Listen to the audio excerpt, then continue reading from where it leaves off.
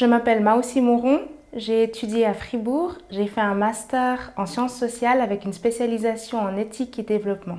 Depuis janvier 2018, je travaille en tant que stagiaire académique à la direction du développement et de la coopération au sein de l'équipe thématique conflits et droits humains. Mes tâches ici à la DDC sont les suivantes. Je coordonne la newsletter de notre réseau. Je représente notre équipe dans différentes réunions et groupes de travail. Et aussi, je participe à l'organisation de divers événements. Ein Großteil unserer Arbeit ist Beratung. Beratung von Projekten, Programmen im Feld und dafür brauchen wir unterschiedliche Perspektiven. Das bietet authentischere Beratung an und das zeigt auch, dass wir die Werte, die wir verkaufen, leben. Schlussendlich hat die Anwesenheit von Maoussi bei uns im Team dazu geführt, dass wir anders arbeiten, dass wir reflektierter arbeiten, dass wir auch anders kommunizieren.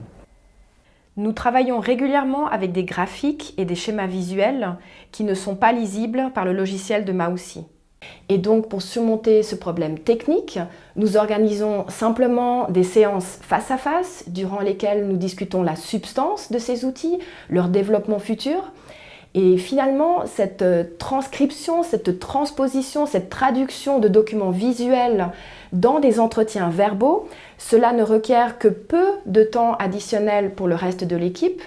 Et surtout, ça présente l'avantage de nous pousser à communiquer différemment, à expliquer de manière certainement plus créative des concepts, des idées, des processus et à dialoguer sur leur substance.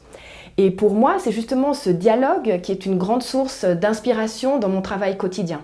Le plus important pour mon travail, c'est un logiciel qu'on appelle lecteur d'écran qui permet de traduire en braille et avec une synthèse vocale ce qui pour vous apparaît à l'écran. Mes débuts à la DDC ont été fatigants pour plusieurs raisons. Tout d'abord, j'ai dû trouver mes repères dans l'espace, que ce soit dans l'Europaplatz ou même dans le bâtiment lui-même.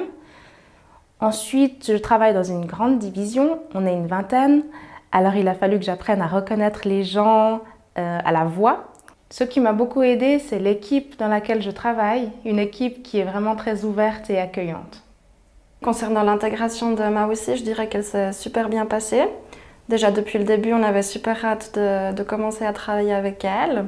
Et puis ensuite, elle nous a fait une petite présentation pour nous montrer avec quels outils elle travaille, le système, etc. Ce qui m'a surprise aussi, c'est le fait qu'elle soit indépendante. Elle voyage toute seule depuis chez elle jusqu'au travail. Et oui, aussi la façon dont elle travaille avec justement ces outils qui sont un peu spéciaux. Elle est vraiment très à l'aise et c'est vraiment super de travailler avec elle.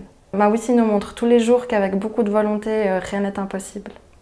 Actuellement, au département, nous avons 13 personnes avec handicap reconnues selon les normes de l'AI.